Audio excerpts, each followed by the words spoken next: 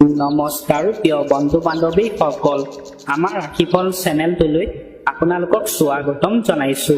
যদি আপুনি মহাদেৱৰ কৃপা বা আশীৰ্বাদ লাভ কৰিব বিচাৰে তেন্তে লাইক, কমেণ্ট, শ্বেয়াৰ, ছাবস্ক্ৰাইব কৰি দিব। আৰু যদি আপোনালোকৰ ঘৰত কিবা সমস্যা সমাধান লাগে তেনেহ'লে মোৰ চেনেলটো ছাবস্ক্ৰাইব কৰি বেল আইকনটো ক্লিক কৰি দিব। যদি আপুনি ছাবস্ক্ৰাইব নকৰে তেনেহ'লে আপোনাৰ ঘৰত ডাঙৰ বিপদ হ'ব। যদি আপুনি ছাবস্ক্ৰাইব কৰে মোৰ ভিডিঅ'সমূহ চাই আপোনালোকৰ সমস্যা বা বিপদৰ পৰা মুক্তি লাভ কৰিব। 100% সঁচা কথা। আজি এই ভিডিঅ'টোত 1000 ভিউৱাৰ্ছৰ ভিতৰত মিনিমাম 500 ছাবস্ক্ৰাইবাৰ টাৰ্গেট। ভিডিঅ'টো চোৱাৰ লগে লগে চেনেলটো ছাবস্ক্ৰাইব কৰি দিয়ক সকলোৱে।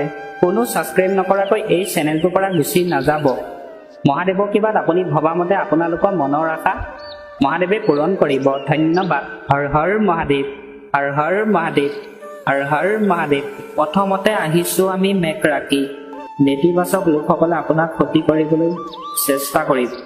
যিসকল ব্যক্তি আপোনাক বেয়া পায় সেই ব্যক্তিসকলে আজি আপোনাক ক্ষতি কৰিব পাৰে বুলি কৈছে।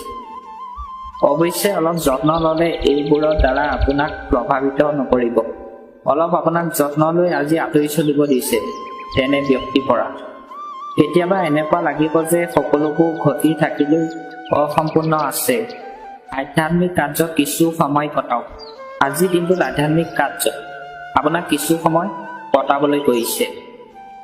এইবাৰ আহিছোঁ আমি বৃষভ ৰাশি। যদি পিতৃক সম্পত্তিৰ সৈতে সম্পৰ্কিত কোনো সমস্যা আছে আজি সমাধান কৰিব পাৰিব। মানে আপোনাৰ পিতৃৰ লগত যদি সমস্যাৰ সৃষ্টি হৈ আছে সেই সমস্যা আজি আপুনি সমাধান কৰিব পাৰিব বুলি কৈছে। দিনটো ভাল বুলি কৈছে। এইবাৰ আহিছোঁ আমি মিথুন ৰাশি। কিছু সময়ৰ পৰা চলি থকা উৎসেকৰ পৰাও সকাহ পাব। আপোনাৰ যদি আগৰ পৰা যদি সমস্যা যদি চলি আছে সেই সমস্যাৰ পৰা আজি আপুনি কিছু সকাহ পাব বুলি কৈছে। আপোনাৰ সফলতাৰ পথ মুকলি হ'ব পাৰে, য'ত লাভালাভৰ সৈতে উৎসাহ আৰু শক্তিৰ যোগাযোগ থাকিব। আপুনি আজিৰ দিনটোত সফলতা পাব বুলি কৈছে, য'ত আপোনাৰ টকা পইচা হ'ব বুলি কৈছে। ব্যৱসায় আৰু পাৰস্পৰিক কাৰ্যকলাপৰ মাজত মিলা মিছা কৰাত আপুনি কিছু অসুবিধা অনুভৱ কৰিব। আজিৰ দিনটোত ব্যৱসায়ৰ ক্ষেত্ৰত আৰু অন্য ব্যক্তিৰ লগত আপুনি মিলা মিছা কৰা আপোনাৰ অসুবিধাৰ সৃষ্টি হ'ব পাৰে বুলি কৈছে। এইবাৰ আহিছোঁ আমি কৰ্কট ৰাশি। আপুনি অভিজ্ঞ লোকসকলৰ কোম্পানী আৰু নিৰ্দেশনা লাভ কৰিব। আজিৰ দিনটোত অভিজ্ঞতা থকা ব্যক্তিসকলৰ লগত আপুনি কথা বতৰা পাতিলে নতুন কথা শিকিব পাৰিব বুলি কৈছে। যিকোনো ডাঙৰ দ্বিধা আঁতৰাই মানসিক সান্তনা থাকিব। আজিৰ দিনটোত আপোনাৰ মানসিক সান্তনা থাকিব বুলি কৈছে। পূৰ্বৱৰ্তী পৰিকল্পনা এটা ৰূপায়ণ কৰা এইটো সঠিক সময়। আজিৰ দিনটোত আপোনাৰ পূৰ্বৱৰ্তী পৰিকল্পনা এটা ৰূপায়ণ কৰিম বুলি যদি ভাবিছে সময় ভাল বুলি কৈছে। ঘৰৰ জ্যেষ্ঠসকলৰ আশীৰ্বাদ আৰু সহযোগিতাৰ সৈতে ঘৰখনত এক আৰামদায়ক পৰিৱেশ থাকিব। আজিৰ দিনটোত ঘৰৰ জ্যেষ্ঠসকলক আশীৰ্বাদ যদি আপুনি পায় আৰু আপোনাক যদি সহযোগিতা দিয়ে আপোনাৰ ঘৰখনত আজি আৰামদায়ক পৰিৱেশ থাকিব পাৰে বুলি কৈছে। আপুনি আপোনাৰ ব্যক্তিগত কাৰ্যক উপেক্ষা কৰি আনৰ সহযোগত সময় অতিবাহিত কৰিব পাৰে। ই আপোনাৰ নিজৰ কাম অসম্পূৰ্ণ কৰি ৰাখিব। আজিৰ দিনটোত আপুনি ব্যক্তিগত কামত সহযোগ কৰিবলৈ কৈছে। কিছু সময় যদি সহযোগ কৰে আপোনাৰ কাম যদি কৰে আপোনাৰ ভাল বুলি কৈছে আজিৰ দিনটো। এইবাৰ আহিছোঁ আমি সিংহ ৰাশি। যদি ৰিয়েল ইষ্টেটৰ সৈতে সম্পৰ্কিত যিকোনো কাম আবদ্ধ হৈ থাকে তেনেহ'লে ইয়াৰ কাম আজি পুনৰ আৰম্ভ হ'ব পাৰে। আপুনি যদি ৰিয়েল ইষ্টেটৰ সৈতে কাম যদি কৰি আছে আজি আপোনাৰ সেই কামটো নতুনকৈ আৰম্ভ হ'ব পাৰে বুলি কৈছে। ইচ্ছা শক্তিৰে যিকোনো কঠিন কাম সমাধান কৰা আপোনাৰ সাহস আৰু সামৰ্থ্য ৰাখিব। আজিৰ দিনটোত আপোনাক ইচ্ছা শক্তিৰে যিকোনো কঠিন কাম আপুনি কৰিব পাৰিব বুলি কৈছে। ঘৰত নতুন বস্তু বা ইলেক্ট্ৰনিক সামগ্ৰী ক্ৰয় হ'ব পাৰে। আজিৰ দিনটোত আপোনাৰ ঘৰখনত নতুন বস্তু ইলেক্ট্ৰনিক সামগ্ৰী আপোনাক ক্ৰয় হ'ব পাৰে বুলি কৈছে। এইবাৰ আহিছোঁ আমি কন্যা ৰাশি। আজি সংবাদ মাধ্যম বা যোগাযোগ উৎসৰ পৰা কিছু তথ্য আহিব যি আপোনাৰ কাম সহজ কৰি তুলিব। আজি মই দিনটোত আপোনাৰ সংবাদ মাধ্যমৰ পৰা কিছু নতুন তথ্য আহিব পাৰে বুলি কৈছে আৰু আপোনাৰ কাম সহজ কৰি তুলিব পাৰে বুলি কৈছে। মহিলাসকলে তেওঁলোকৰ ঘৰুৱা আৰু ব্যৱসায়িক কাম সহজে সম্পূৰ্ণ কৰিব। আজিৰ দিনটোত মহিলাসকলে ঘৰুৱা কাম আৰু ব্যৱসায় কাম যদি কৰে সহজতে কামটো কৰিব পাৰিব বুলি কৈছে। তেওঁ মনোযোগ তেওঁ ব্যক্তিগত কামৰ ওপৰতো থাকিব। মহিলাসকলৰ মনোযোগ ব্যক্তিগত কামৰ ওপৰতো থাকিব বুলি কৈছে। আপোনাৰ আকাংক্ষাবোৰ পূৰণ কৰিবলৈ অতিৰিক্ত প্ৰচেষ্টা কৰাৰ প্ৰয়োজন আছে। আজিৰ দিনটোত আপোনাৰ আকাংক্ষাবোৰ মনৰ আশা পূৰণ কৰিব পাৰিব বুলি কৈছে। যিকোনো ঠাইত বাৰ্তালাপ কৰোঁতে মনত ৰাখিব যে নেতিবাচক শব্দবোৰ আপোনাৰ মুখৰ পৰা ওলাই নাহে। আজিৰ দিনটোত আপুনি যিকোনো ঠাইত অন্য ব্যক্তিৰ লগত যদি কথা বতৰা পাতে আপোনাৰ মনত কিছুমান বেয়া কথা চিন্তা সেই কথা আপোনাক অন্য ব্যক্তিক ক'ব কোৱা নাই। যিবোৰ কথাই অন্য ব্যক্তিক মনত দুখ আৰু আঘাতহে দিয়ে তেনেবোৰ কথা আজি আপোনাক ক'বলৈ কোৱা নাই আজিৰ দিনটোত। এইবাৰ আহিছোঁ আমি তুলা ৰাশি। শিশু অধ্যয়ন বা কেৰিয়াৰৰ সৈতে সম্পৰ্কিত সঠিক ফলাফলৰ বাবে ঘৰত উৎসৱৰ মেজাজ থাকিব। আজিৰ দিনটোত আপোনাৰ সন্তানৰ বাবে সন্তানৰ কেৰিয়াৰৰ বাবে জীৱনটোৰ বাবে আপোনাৰ ঘৰত হাঁহি ফূৰ্তি পৰিৱেশ থাকিব বুলি কৈছে।